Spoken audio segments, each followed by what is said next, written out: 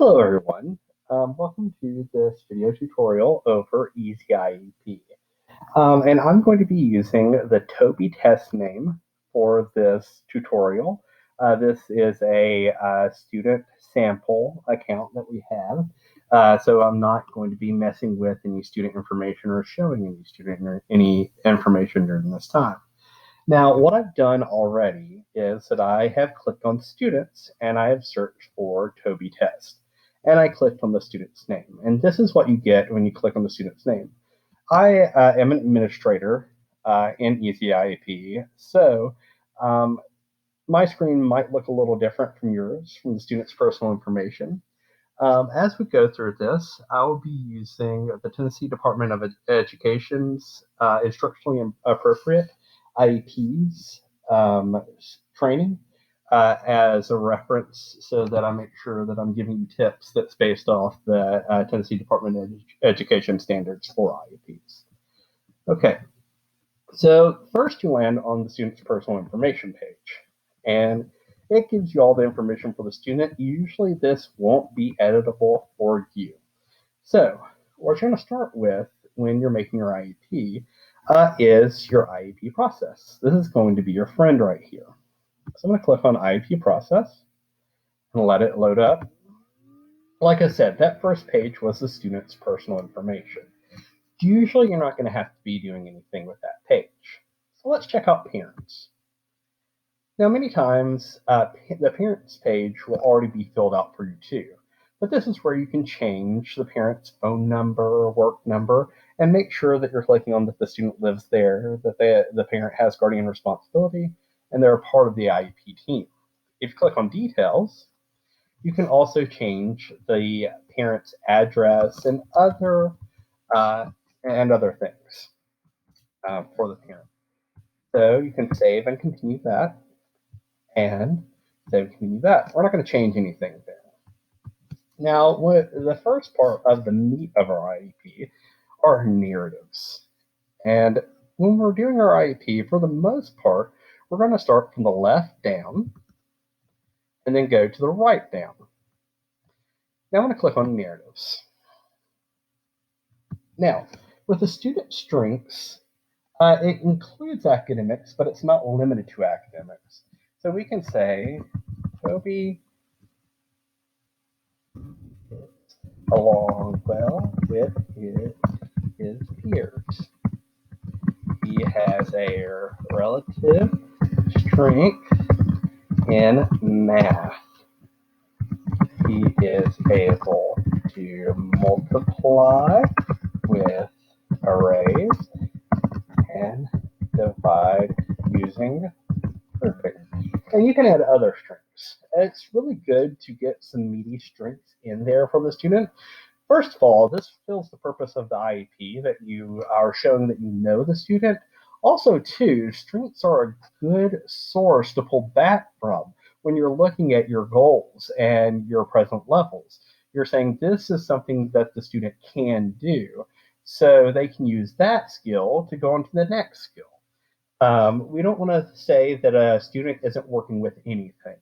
So that's what our strengths are, and we want those strengths to be substantive too. These are things that they can use. You can say that they have a good personality or they have a great smell. Maybe that personality would be great for pre-vocational goals. But also, too, we want to make sure that, again, we're saying that we know these kids and we have a positive outlook for these kids. Now, next, we have describe concerns of the parent regarding their child's education. And this is in the parent's own words. And this is usually going to be given during the IEP meeting itself. Now, you could have talked to the parent, and maybe you've gotten some email concerns from the parent, and you can, use those to help do those concerns. Many times when I'm having IEP meetings, I like to say, this is what I heard, and this is what I'm putting into the IEP. Is that correct? Because I want to confirm with the parents that I've listened to them and that I heard what they're saying. And say, Miss Tess states that she is concerned with Toby acting out in class. Okay, and again, this is the parent's own words. I don't have a parent for this tutorial video, so I'm making something up. Don't make something up. Again, use what that parent is saying. And make sure that you let them know that you are listening to them and that you will address that. Sometimes if a parent says that they don't have a concern, then I might ask, so what do you think that should be covered with this IEP? You really want their input right here. Next, describe how the disability adversely impacts the student's access to and participation in the general education curriculum. Now, the student's disability, that'll get categorized by your school psychologist, your early service providers, and all of those evaluation interpreters. Now you can get some information from them, but with your impact statement, you want to actually say how it impacts their areas. So, Toby's categorization.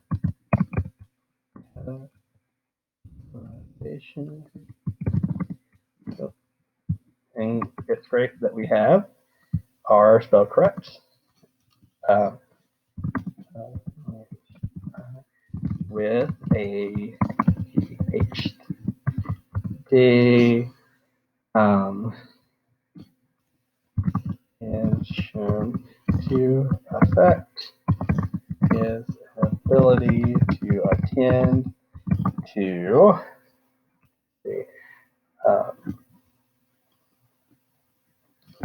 teacher lessons. Oh, too many S's. Full and all settings without assistance. And you can go into more detail with that. Again, I'm typing this up and I'm making this up for a sample student. Again, you can get with your evaluated partners and really look at that. But you want to really say, how that disability is affecting them. If they are a student with ADHD, are they not able to pay attention? Is that affecting their comprehension with the text? So, you really want to lay that out. Next, we have our medical information. And we don't want to leave our medical information blank. If there's no concerns, then you can say that there are no concerns. If there are medications, then you want to have those medications. Again, these are things that are going to help out, especially if you have a student who is taking medication. Then you can check with that parent of how they're doing with that and if that needs to be updated. So medical information is very important. With speech, the student might have had tubes or something like that affect the student's ability to listen to and process sounds. So there's medical information is good. If you don't have medical documentation, you can say parent reports that the student receives on 10 mg each day in the morning and at lunch.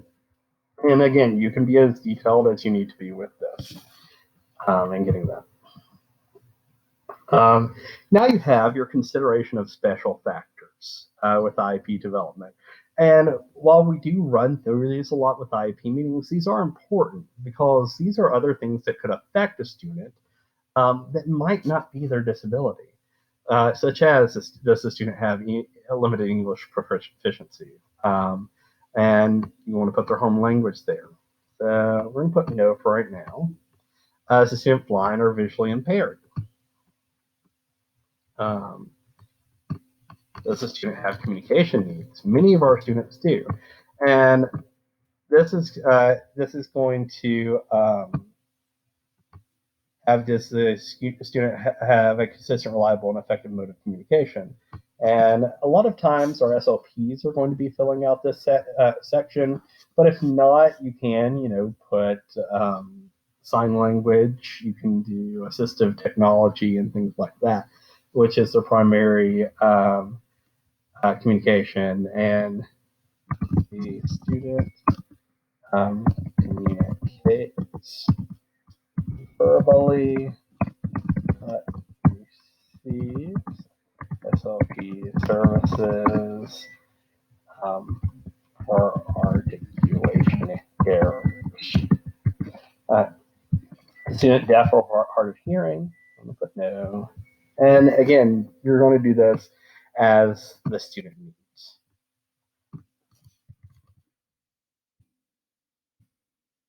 If they need assistive technology, the student's going to be no. And you want to contact our AT department if the student does have assistive technology needs. So a lot of times you're going to be doing that with with the SLP or related service providers. And the student's behavior impede his learning of that of others.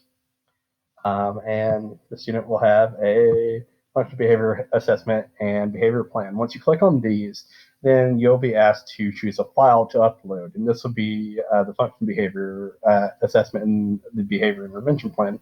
This is a pretty new feature with EasyIEP, but it's really great to do because we have our behavior intervention team at the district, and they'll be able to help you out by being able to see those documents online.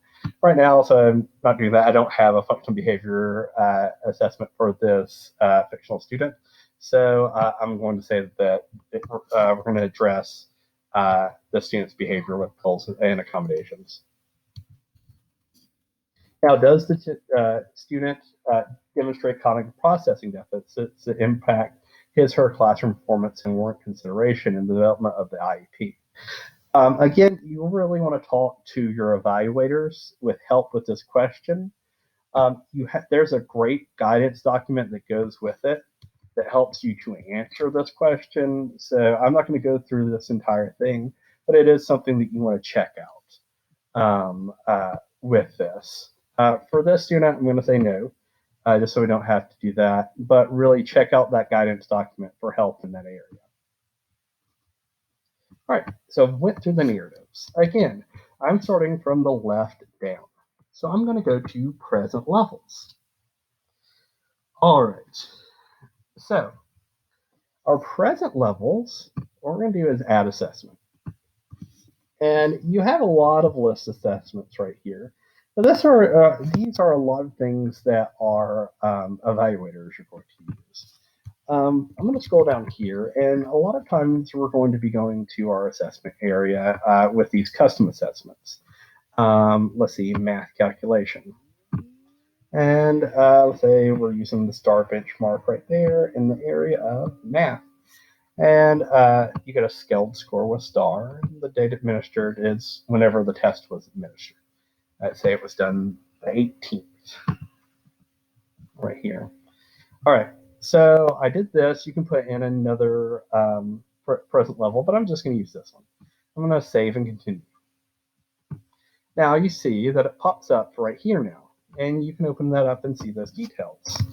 Now we're not done here yet. So what we need to do is go to our details, and we need to create a narrative for these present levels. Now, according to the Tennessee Department of Education, our PLEPs need to have this current assessment data, specific accurate reflection of skills, narrative descriptions about skills assessed, impact on mastery of standards, and if the student is exceptional. And you want to use positive terms and language, and it must pass the stranger test. You don't want just numbers. I like to say that when you're doing an IEP meeting, that you're not giving the parent a statistics lesson. You want it in plain language. You do want those numbers there, but you want to explain what those numbers are. So I'm going to put that he's not exceptional in math, and I'll say Toby received the math star or assessment on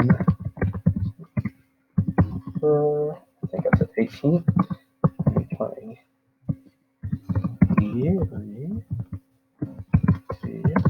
a skilled score of, let's see, 3.8, which places him at the first person. And I'm not a statistics expert on the STAR report, so I'm making up these numbers right now. Please don't make up your numbers. Use the actual STAR reports. They'll give you all this information. And it's first percentile and at a third grade equivalency.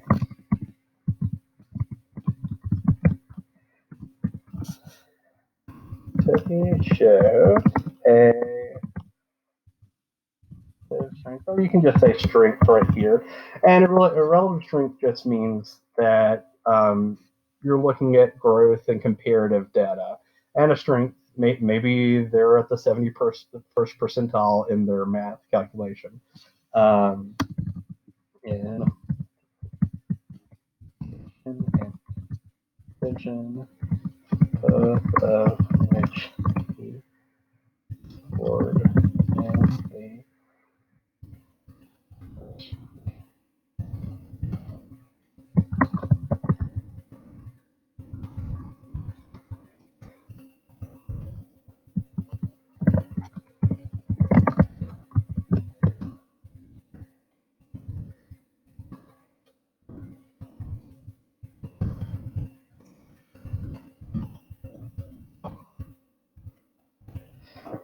and then you can put your impact of grade level standards. And every PLEP that you put in, every present level that you put in doesn't have to be exceptional. You want all that data, and you really do want to show strengths. If it's a pre-vocational area that the student is struggling with, then you can say, the student does really well in math. So the student does really well when they can find success. Maybe they're not doing as well in reading. And so you can say, can we do like an interest inventory and things like that to help build interest and success in reading? Or what some tools? So you can already see goals and accommodations shaping up for the student. And you can say, Toby, come here.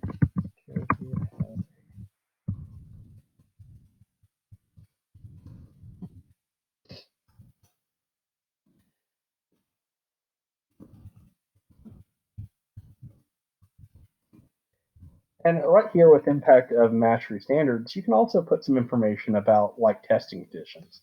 Performs very well on the STAR assessment. He receives the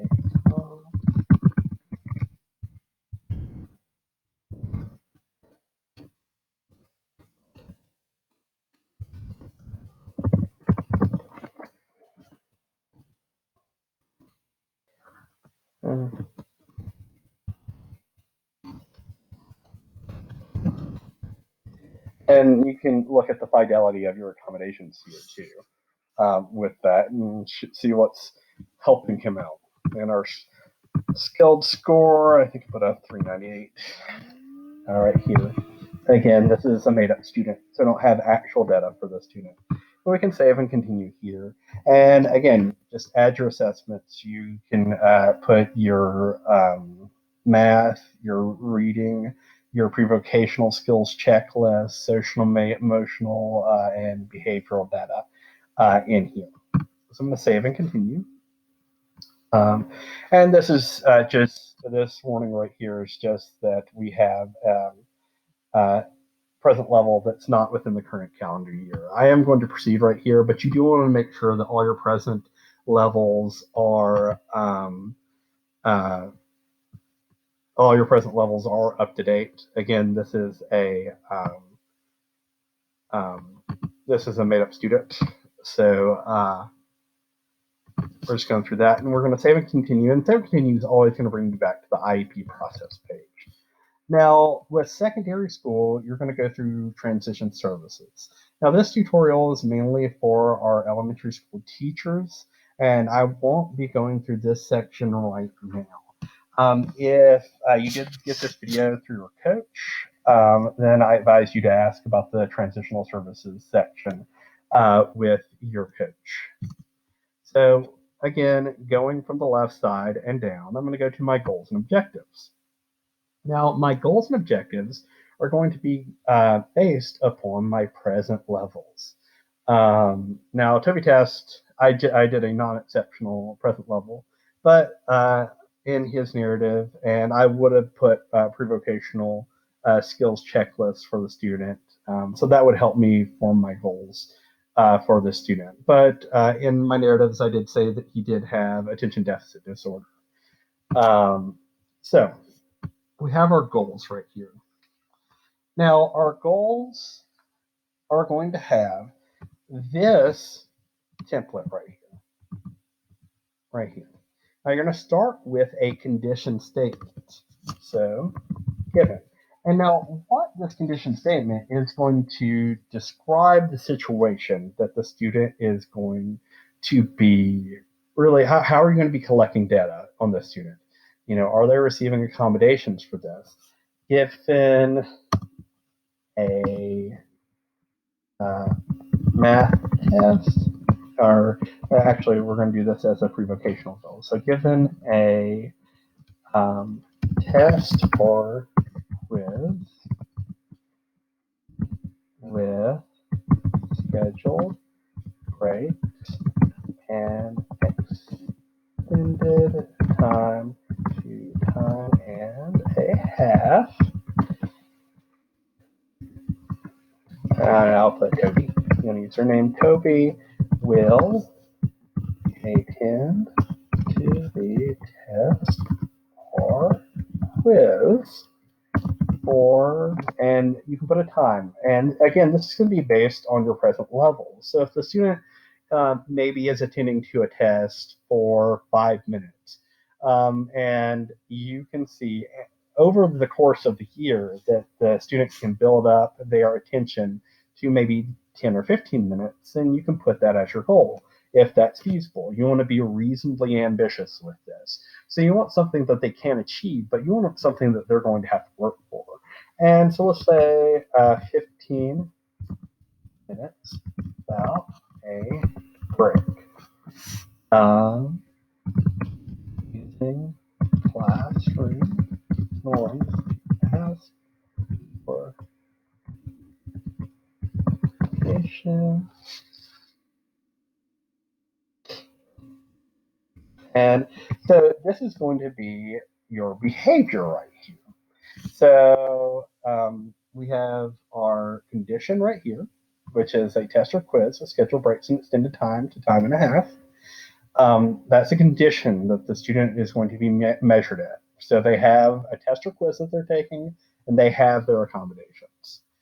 Now we have the behavior that the student wants to perform, and that would be to attend to a test or quiz for 15 minutes. And again, this is according to your present levels, without a break and using classroom norms to ask for clarification.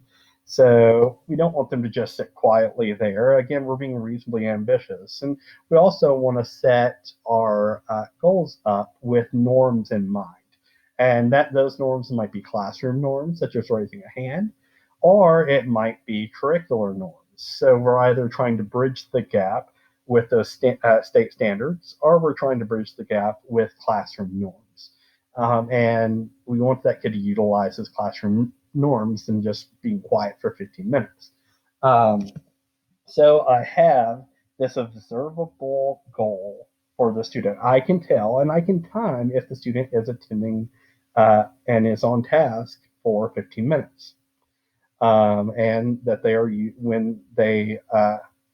when they are asking questions and breaking away from that test, that they are using classroom norms because students need room to ask questions. And then the level, how well the student must demonstrate for mastery. And again, this is what is feasible for the annual IEP for that year. So I'm going to put 90% of the time. So in 90% of testing situations, so if you have 4 tests maybe on Fridays, then I can measure that time, 90% of the time, 90% of the time over 4 testing periods.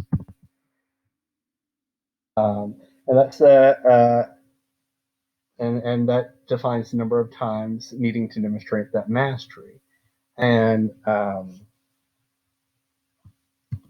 so this is an example goal. And then I'm going to scroll down. You can add more goals here. You can add up to 10.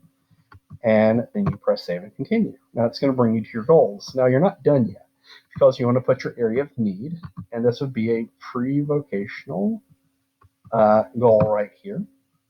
And I'm going to put a begin date and end date. Usually this is going to be with the beginning and ending of the IEP, which is annual. So I can say, oh, I'll do 28 to the 28, 2021.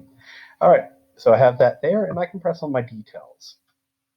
Now, the person responsible, I'll put exceptional education teacher and staff, and this student is going to be receiving some of those accommodations without the exceptional education teacher and staff. So I'll add the general education teacher as well.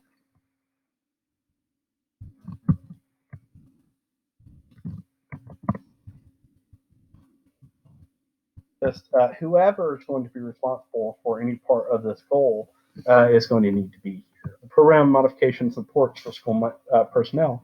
So I already put some in my goal. So I have scheduled breaks and extended time to 1.5. Okay, so we have that there. And you can also add objectives to this. Now, with objectives, you have up to 10. They work very much like your goals. And this is where you're working up to things for a student. So maybe I'll say, I can copy this so you don't have to watch me type because it'll be similar to the goal. So let's say before we get to 15 minutes, I want him to try for 10 minutes. And that will be a step towards that goal. So I might have an earlier date. So I want maybe that halfway through. So let's see, it's going to start with the 28th, and let's do 1, 2, 3, 4, 5, 6. Let's go to March, and we'll look at the 29th and see how he's doing. Is he getting up to 10 minutes? And with your objectives, you want to put some details, your evaluation procedures. So let's see, we're going to use teacher observation for this and data collection to keep track of how we're doing this. And there we go. So we have a goal and we have an objective attached to that goal. Now, if a student is not taking the alternate assessment, then they do not necessarily have to have objectives, but they can. And objectives can be very helpful in defining how you're going to reach that goal. When we say that we want our goals to be reasonably ambitious, then we can say this is the reasonable part of that, and this is how we're going to get to this ambitious goal.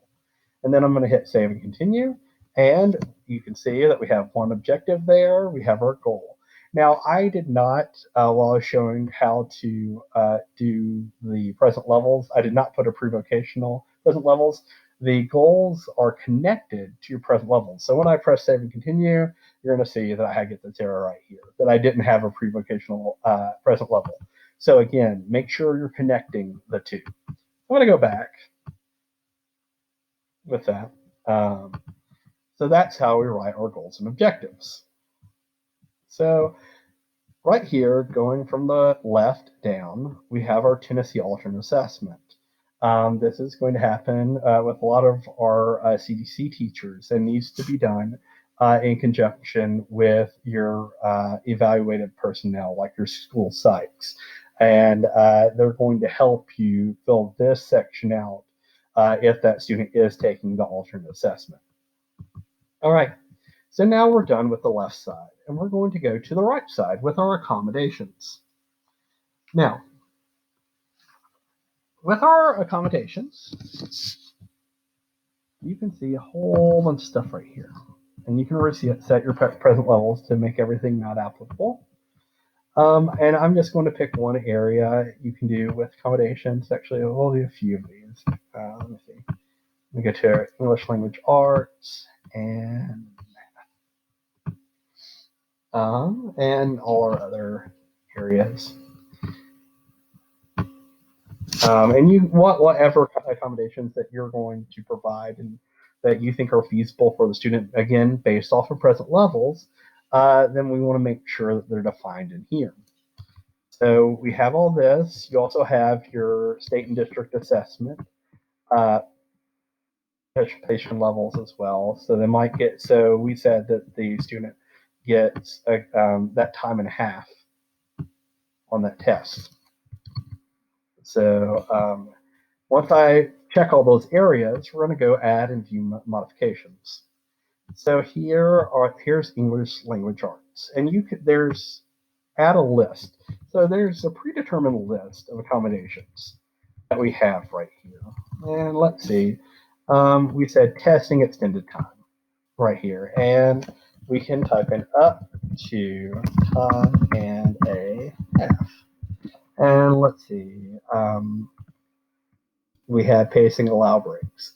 Now, in this section, we have accommodations and modifications.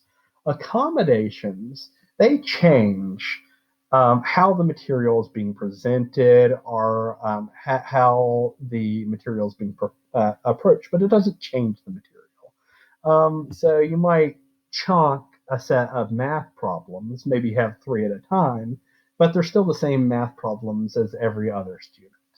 Modifications changes the content itself. So a student might be taking multiplication in their class. So maybe a modification they have a good grasp of addition, so they do repeated addition problems, or they use extra visual aids for those math classes. Right now, I'm just going to go with accommodations with the student with the pacing allow breaks. Now, with every accommodation that you do, you can add to those multiple areas. That makes it a little bit easier for you if you're doing that.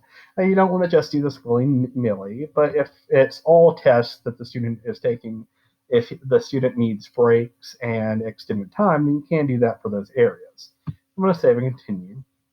Now you can also do this with custom accommodations or modifications. So maybe the student gets a token economy. And I'm going to do that as an accommodation. Again, that's not changing the content for that student. So, and I'm going to add that to multiple sections because they're taking their token economy with them. And you can do prompt hierarchy. The list is really great for a lot of accommodations and modifications, but there's, especially with behavioral accommodations, it doesn't have a lot. So you want to use these custom accommodations and modifications too.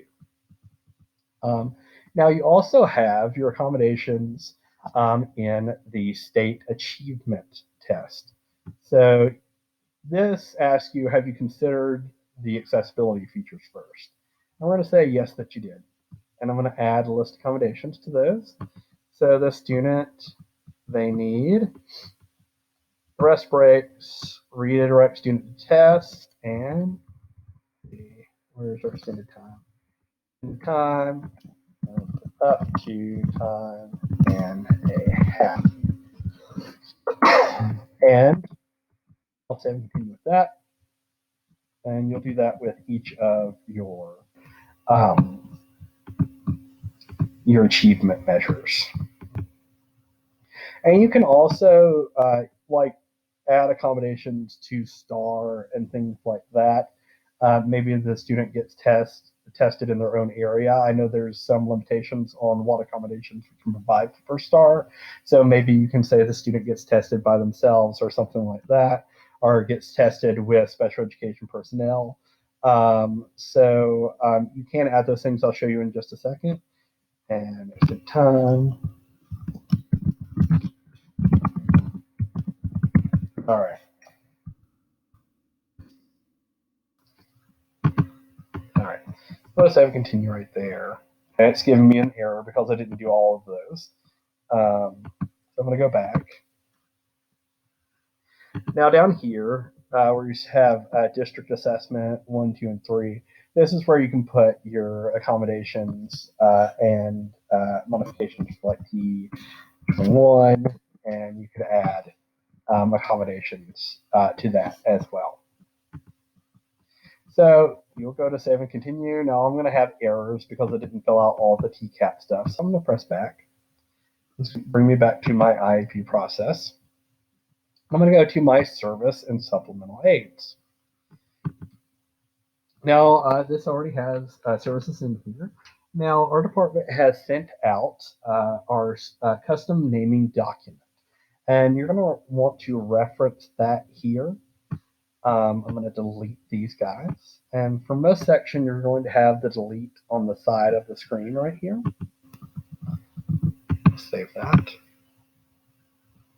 All right. So you can add special education services. If you don't have the naming document, search naming document in your email. It is in the newsletters that Angela has sent out. So with our custom special education service. Now, we again want this to connect to our present levels. So let's say this student is not exceptional in math, but to ensure that you're teaching accommodations and that you have special education staff doing those accommodations, then you want to define a service for that student.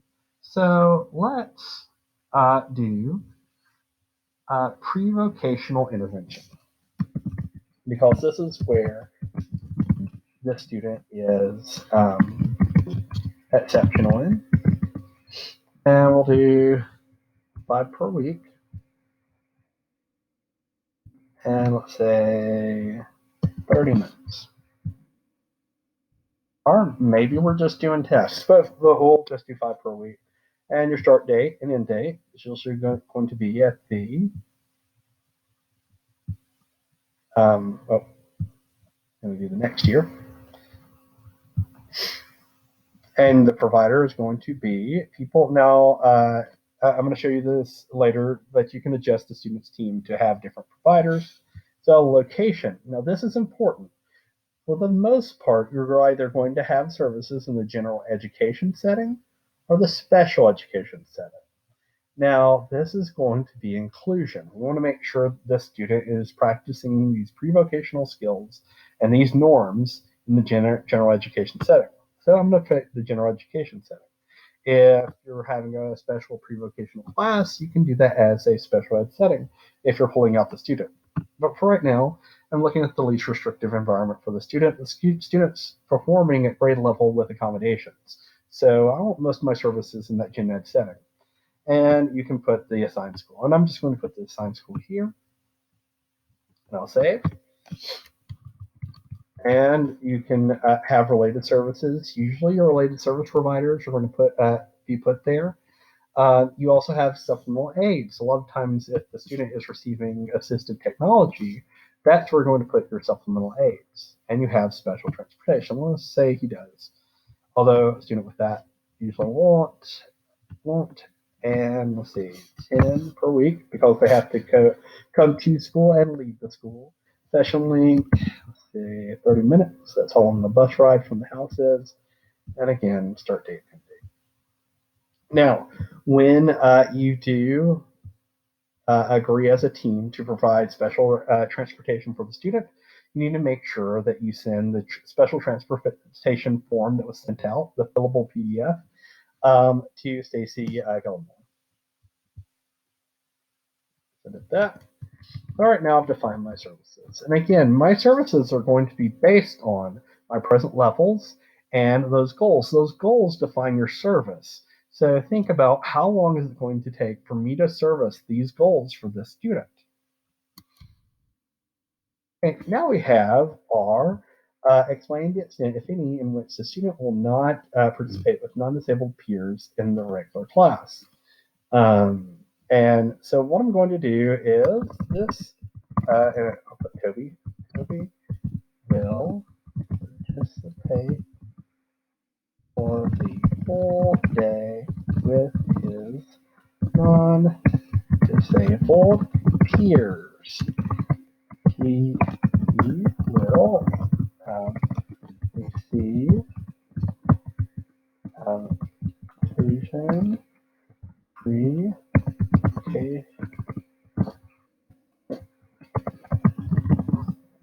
intervention for 30 minutes during his math class with a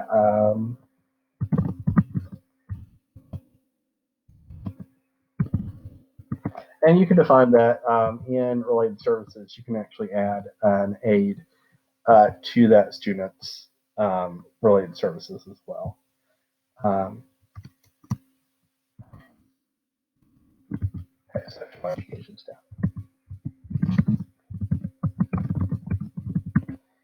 And the extent, if any, in which the student will not participate non-disabled peers in extracurricular and non-academic activities. Keep on writing the student. Toby will participate with his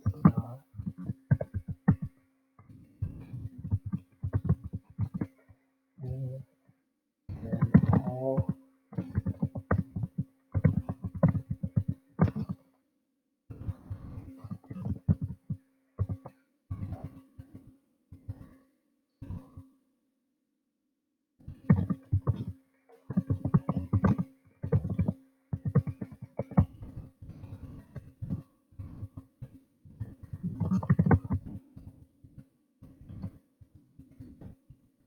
All right.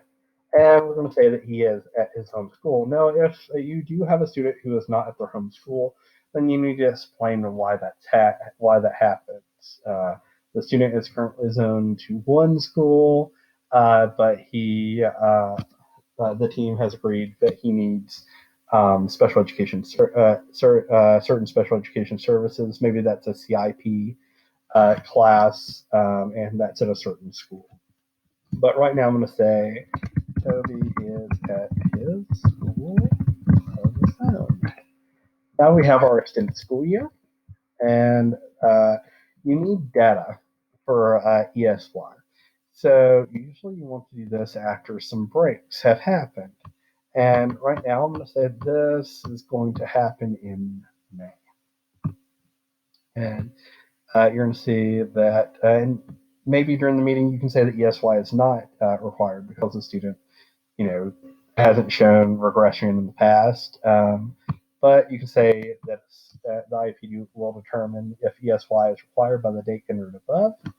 And I'm going to say that data will be collected across breaks and the team will determine if ESY services are needed.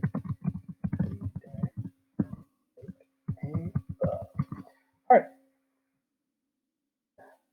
And this is the census information section. And this is for private school and service plans. You don't have to fill in this section right here. And we can save and continue. I need to put my transportation type. So I'm going to put special transportation bus and bus with car seat. And then, like I said, if you're finding that a service provider isn't there, then you can add service providers to the student's team. If you're not finding a certain service provider, reach out to your coach and they'll help you out with that. All right. Now, this is not part of the actual IEP, but you do want to record your contacts for the student.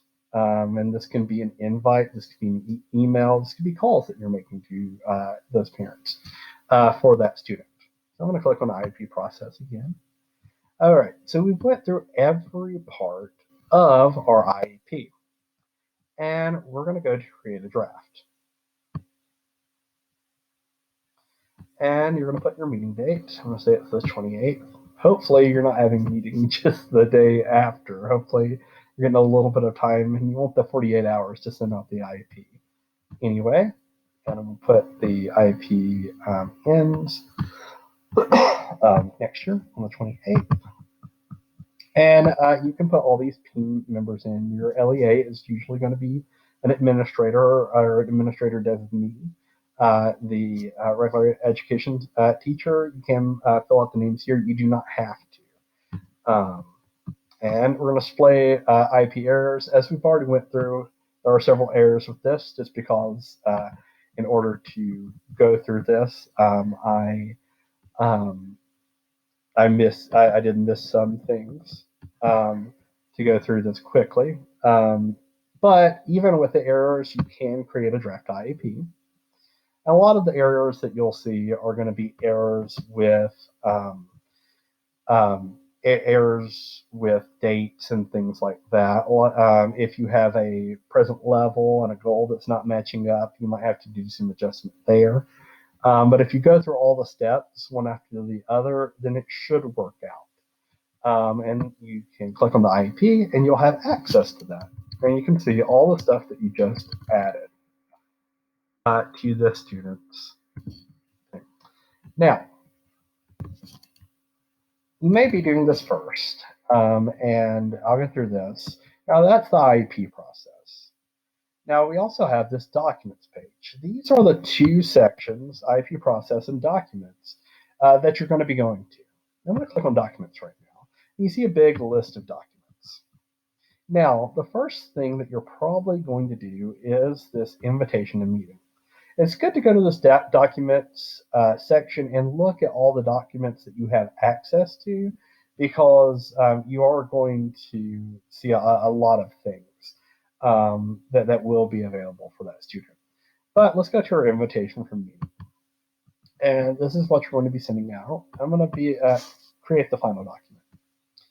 And this is initial reminder. Again, don't do this the day before. Since this is today, I'm going to put this right there and pick the parent. Now, if a student is, the student can represent themselves at 18, as you can see at the end of any IEP meeting. So you can address the student. Again, this tutorial is mainly for elementary teachers.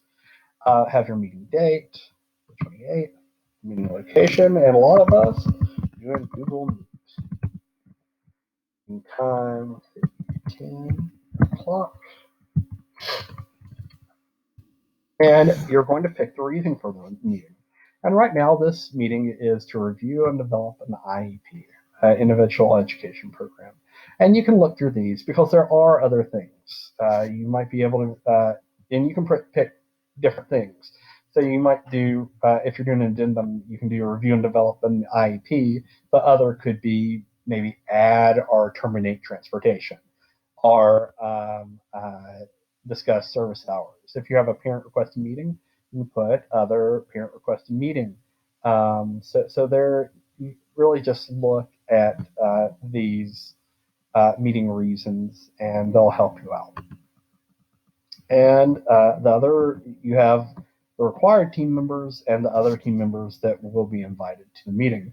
So the parent's not surprised by it. So it'll say speech pathologist, OT, and you're going to say, usually this is going to be the thing that you check, that the draft will be provided prior to the meeting. If it's a parent requested meeting and you don't know what the requests are, then maybe a draft won't be needed and you'll work through those things together and add those things during the meeting. Deadline for response, I usually like to give them a week for that. Let's see, I'm going to put the 28th because it won't let you go further, with that, you can't have a deadline for response after the meeting date. And that will create your invitation to a meeting right there. All right, I'm going to go back to documents. And one last document that we want to check out is the prior written notice. So I'm going to create my final document. And our date sent, usually that's going to be after the meeting. And you're going to address it to the parents. Again, you can do student and parents if the student's representing themselves, but you want those responsible individuals for that. And we can pick our purpose for notice, and you can put your case manager information. You can put your school phone number right here for your contact. And we're going to do a change. If it's just a regular IEP meeting, then you're going to have this IEP meeting checked off right here. And our IEP meeting is the 28th. Back away. And we're going to propose to initiate a change. Now, you can refuse to initiate a change.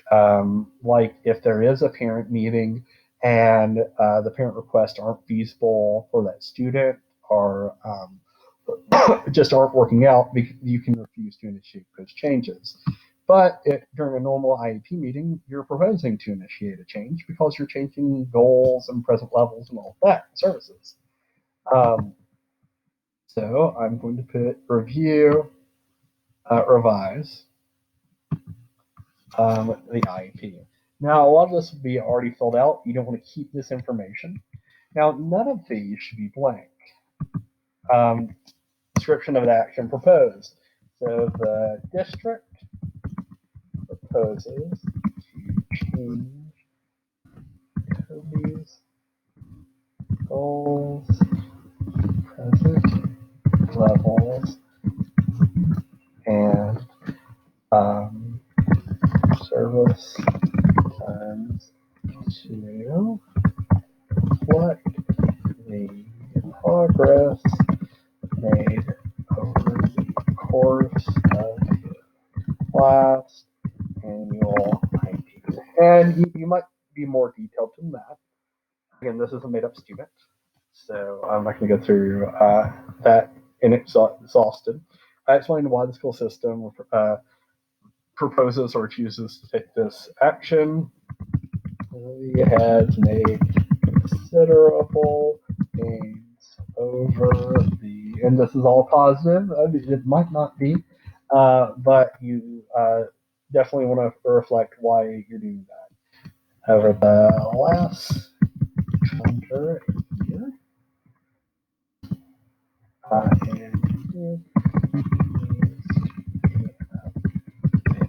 again, you can get more detailed with this.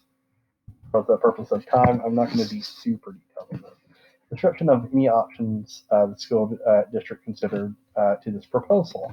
And again, you don't want to leave any of this blank. So any options, you want to consider the last IP, you want to consider the least restrictive environment. Maybe you have a student who's been really performing well in that special education setting, and maybe they're ready generalized skills to the general education setting. Maybe a student, is not showing the gains that you wanted, and they might need more services. So you want to consider all the different the situations for that student. So let's see, put last IEP,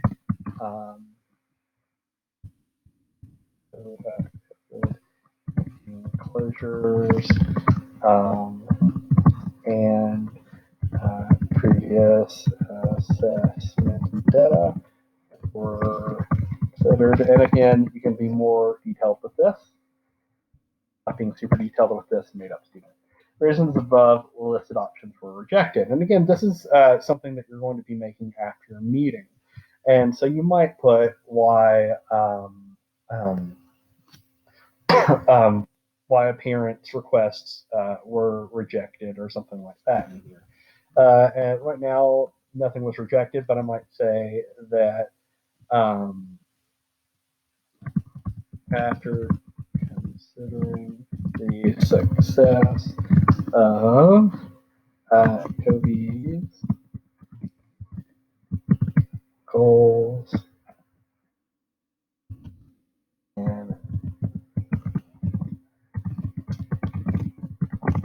where the team decided to of the proposed changes to be guided. And again, add your detail as needed. So evaluation procedures, tests, records, or reports the school district use as a basis for the proposal or refusal. And this is going to be all the stuff that you collected during your present levels. So class, work, test, star, 360 assessments, T21, 10, ready, and just all of those assessments that you use to help you come to a decision with the team. With this, other relevant factors to the action proposed. And you're really creating a narrative of the IEP meeting through this. And so you want to say the team met via Google Meet members and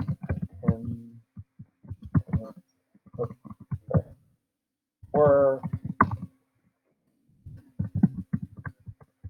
and don't put etc. etc. But it will be the other team members that were present at the meeting, and you can put other things. The procedural safeguards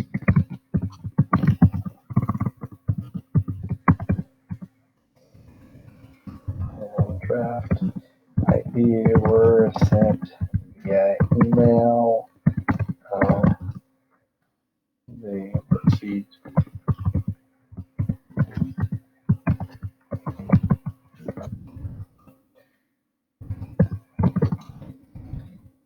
And you can also put things that might not have directly to do with the IEP itself, but may have been discussed during the meeting. Parents discussed picking Toby for therapy sessions on Fridays. So maybe something like that. I've talked about when a student is transferring, doing school tours. So that there's a lot of different things that you can have in there that might not have to go directly into the IEP, but might maybe an administrator is going to do something to follow through or something like that that's not directly IEP related, but that you do want to have noted there as something that the team discussed. And we're going to create that final document, and we can see that prior written notice. Okay, so that's after the IEP team meeting. So we've gone through our documents, and let's see what documents we've created so far. We've created a invitation to the meeting. That's usually the first document that you're going to create to invite the parent. Then you're going to create your IEP draft. So there's your IEP draft right there. And after the meeting is done, and you can start writing this during the meeting, you're going to have your prior written notice to make notes of proposals that you made, how the meeting went, and different details about the meeting. Now, once the IEP meeting is done, you're going to go back to IEP Process right here for that student. And again, we've gone through all of this, and you go to Create Final. We've already created a prior written notice, so we're good. So we're going to now create the final IEP. You can create a prior written notice through this process as well, besides going through the documents. So I'm going to scroll down here, and this is the same as the draft page right there, except this is where you finalize, and you can display IEP errors here. And you're going to want this. This is going to show you all the things you need to fix. You can click on this button right here, view errors in separate window, and it creates a little checklist for you. So you can go through all those things. I did not put a pre-vocational checklist in there. That's my present levels. So when you get done with that and you cleared them all up, you're going to create final IEP. Again, I have all those errors there. I'm not going to fix them all right now for the sake of time, but I will click on that. And again, I have errors, so it's going to show them up, show them when I do that. But when that's finished, it's going to create that final IEP, and you want to send that final IEP to the parents, and with the prior written notice and everything else. And then you're going to send those signature pages via DocuSign. You know, a lot of our students are in the building, so you might be able to send that home too. So there you go. That's a overview of how to go through EasyIEP and do each section and how to write those things. I hope you enjoy it, and I hope this helps you out. Thank you very much. Goodbye.